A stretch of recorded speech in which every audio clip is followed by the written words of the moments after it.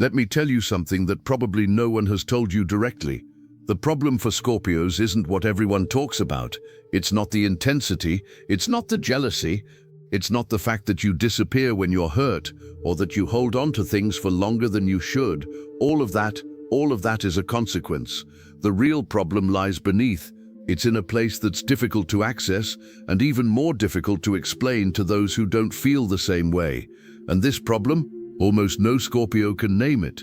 You feel things that other people don't feel. You perceive layers that most don't even know exist. You read a room before entering it. You know when someone is hiding something before they open their mouth. You register energy shifts that go completely unnoticed by others. And yet, or perhaps precisely because of this, there is a specific weariness within you, a loneliness that isn't due to the absence of people. It's the loneliness of someone who is always present and rarely truly seen. This has a name, and it has a reason for being that goes far beyond any astrological label you've ever heard. By the end of this video, something inside you will make sense in a way it never has before. Not because I'm going to tell you something you never imagined, but because I'm going to name what you felt for years and never knew how to put into words. These are symptoms. The real problem, the one that almost no Scorpio can name and that almost no outsider can see, lies beneath all of this. Beneath the cliches, beneath the labels, beneath even the very intensity they talk so much about. And that's the place this video will reveal. Because when you see in the dark while everyone else is used to the light, you start to question yourself. Is it me? Am I exaggerating? Am I inventing tension where there is none? And so it goes. You hold it in, you observe without speaking, you feel without explaining. And over time, this accumulation of perceiving, of keeping quiet, of holding back, creates something inside you that is not easy to name. It's a very specific kind of loneliness. Not the loneliness of someone who has no company. It's the loneliness of someone who is always present but rarely truly seen. And that's exactly where the problem begins. Not in the intensity, not in the jealousy, in the space between what Scorpio perceives and what the world is prepared to receive. That space, that silent gap between what you feel and what you can put into words, is where almost all Scorpios live without realizing it. And it's where all the things people criticize about this sign are born. The secret isn't coldness, it's protection. The detachment isn't arrogance, it's survival. The jealousy isn't possessiveness, it's the specific fear of someone who has felt too much and knows exactly how much it hurts when something goes away.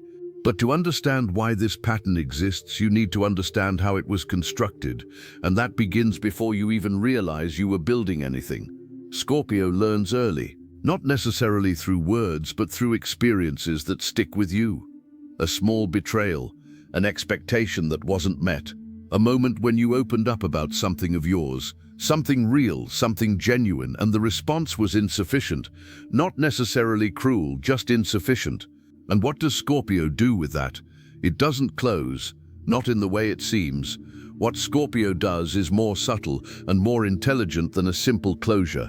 It reorganizes. It creates an internal architecture, a precise system of where to put what it feels, what to keep, what to show, what never to put into words. It's highly precise emotional engineering, and it works, for a while. Because when that architecture begins to crack, when the system Scorpio built to protect itself starts to exact an unexpected price, the real question finally arises. What do you do with a protection that has become a prison? It was while searching for answers to this that I found this digital book. The Divine Path That Guides Your Zodiac Sign to a Life of Purpose is not just another superficial guide to personality traits or compatibility. It's material that gets straight to the point this video is touching on now. The difference between using your depth as a tool and being consumed by it. Between consciously protecting yourself and imprisoning yourself out of habit. It's precisely the distinction that Scorpio most needs to understand and rarely finds outside of themselves. You are in this moment right now, still processing what you just heard, recognizing something that has always been there inside but never had a name. This is exactly the right state to receive what this book has to offer. Not when this feeling passes, not when you forget this discomfort. Now, while it is still active within you, the link is in the first pinned comment. But be aware, this content may be taken down. Click now and download your copy. In the comments, tell me, have you ever been in a situation where you realized something important before anyone around you and you stayed quiet? What did that silence cost you? This protective architecture that Scorpio builds, this emotional engineering that seems so efficient at first, is not built all at once. It is built layer by layer over experiences that teach one very specific thing, that showing who you really are can be dangerous. And Scorpio learns this with disturbing speed. Not because they are weak, quite the opposite, because they are sensitive enough to register every detail of an experience of rejection or inadequacy. Most people forget. Scorpio doesn't forget. Scorpio files it away, and each file becomes a brick in the construction of inner silence. Over time, this architecture becomes too sophisticated. There are chambers that no one accesses, corridors that exist only to confuse those who get too close, entire floors that Scorpio doesn't visit even alone, and he begins to live more in this internal structure than in the external world. Real life, the life that matters, with its fears, its desires, its angers, its rawest joys, happens below, invisible to those who pass above. Imagine a city built beneath another city. The people who walk on the surface are unaware of what lies beneath, and those who live below begin, little by little, to forget what sunlight is like. Not suddenly, gradually, so gradually that they hardly notice the moment when the underground ceased to be a refuge and became the only world available to them. The problem isn't that this inner city exists. Scorpio needs it. The problem is when he stops choosing where to live and simply stays down there, out of habit, for safety. Because down there, at least, he knows what to expect. And this is where the cost starts to become apparent. Because living inside armor comes at a price no one warns you about. Armor doesn't distinguish between what needs protection and what can get in.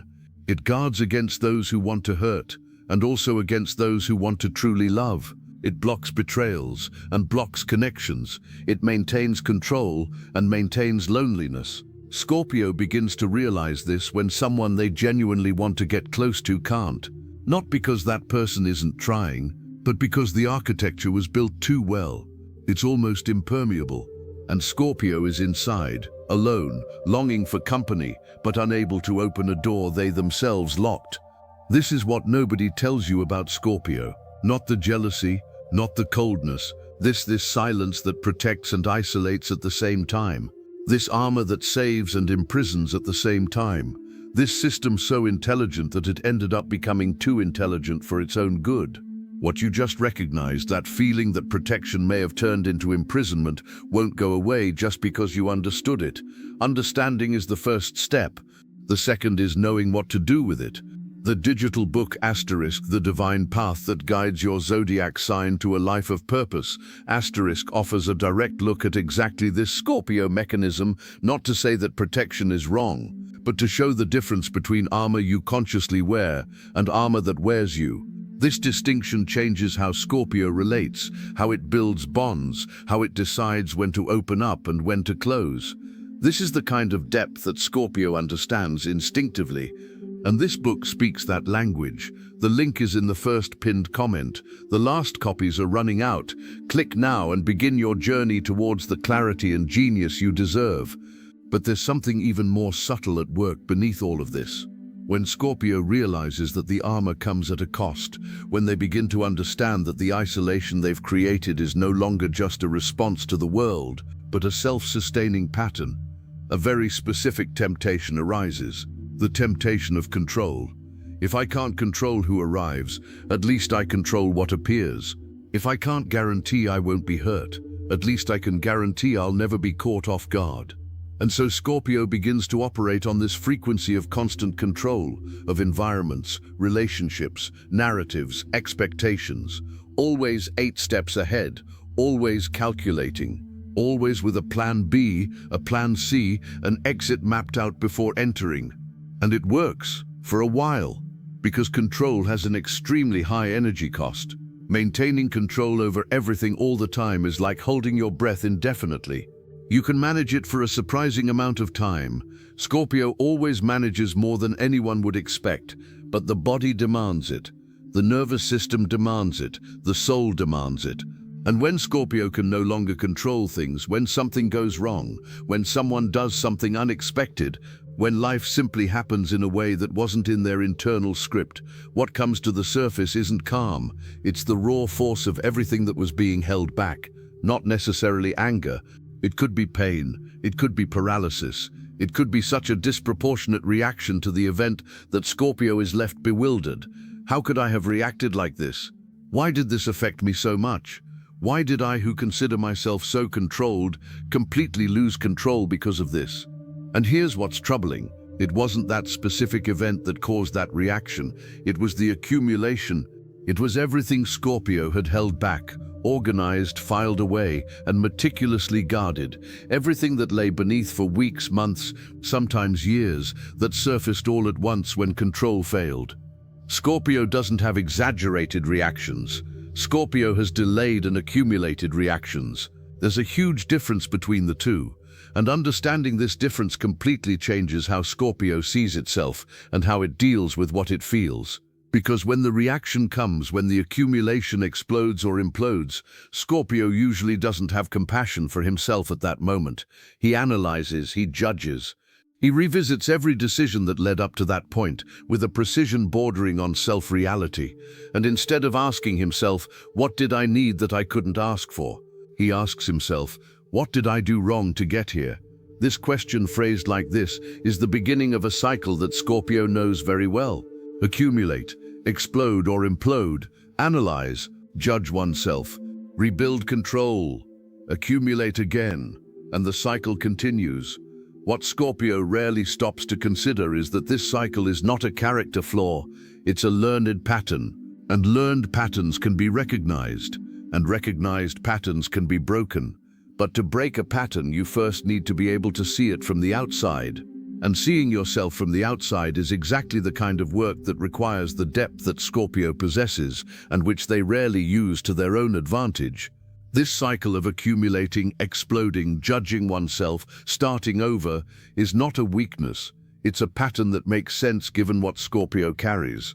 But patterns that make sense can still be transformed when you have the tools to see them clearly. The digital book, The Divine Path That Guides Your Zodiac Sign to a Life of Purpose, directly addresses the emotional memory mechanism of Scorpio, how past experiences continue to operate in the present without you realizing it, and how it's possible to recognize these patterns before they repeat themselves. It's not about erasing the past, it's about stopping letting the past dictate your present without your permission. That's something Scorpio can do. With the right tools, the link is in the first pinned comment. The last copies are running out. Click now and begin your journey towards the clarity and genius you deserve. There's one thing that almost everyone gets wrong when trying to understand Scorpio, and that Scorpio often gets wrong when trying to understand themselves. Intensity is not the problem. It never was. Intensity is a tool. And like any tool, what determines whether it builds or destroys is not the tool itself. It's where it's used, with what intention, and in what context. Think of fire. Inside a fireplace, it warms the entire house, illuminates the room, and creates an atmosphere that everyone wants to be near. The same fire, in the middle of the room, burns everything. The fire is identical in both scenarios. Nothing has changed in the composition of the flame. What has changed is the space that receives it. The intensity of Scorpio, that capacity to feel with full force, to dedicate oneself completely, to see in depth, to love in a way that few can reciprocate, when in the right realm, is one of the most extraordinary things a person can possess. It creates bonds that withstand the test of time. It produces work that transforms. It generates loyalties that survive any test. But when that same intensity is being used to control, to protect oneself, to analyze and reanalyze every movement of every person around, it starts to burn, not the others.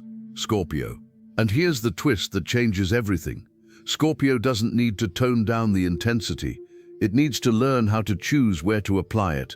This distinction seems simple when put into words, but in practice represents one of the most demanding tasks there is.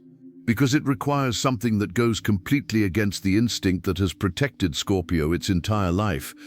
It demands that he stop using intensity as a defense mechanism and start using it as a means of presence. Not as armor, as contact, not as a control, as delivery. And this doesn't happen overnight. It doesn't happen with a conscious decision on a Saturday afternoon. It happens in a process that is as characteristic of Scorpio as everything that has been said so far. A process that Scorpio knows better than any other sign, even if they don't like to admit it. The transformation, not the pretty transformation that appears in self-help posts, not the one announced with catchy phrases and a new look, the real one, the one that begins when Scorpio hits rock bottom, a relationship that crumbled the way they knew it would, a pattern that finally became too unbearable to ignore, a moment of exhaustion so complete that it's no longer possible to pretend that everything is okay, that it's under control, that you have it. Because when Scorpio hits rock bottom truly, not figuratively, something interesting happens. The structure they've built over the years, all that sophisticated architecture of protection, control, and silence, loses its functionality, not because it was bad, because it's gone beyond the point where it can sustain itself. And in that vacuum, in that strange space between what was and what is not yet, Scorpio encounters something he spent years trying not to find, to himself, without the armor. This pivotal moment when the armor no longer holds and Scorpio faces itself unfiltered is terrifying, but it is also the most fertile point in Scorpio's entire existence. It is where the real transformation begins. The digital book, The Divine Path that guides your zodiac sign to a life of purpose, was created precisely for this moment.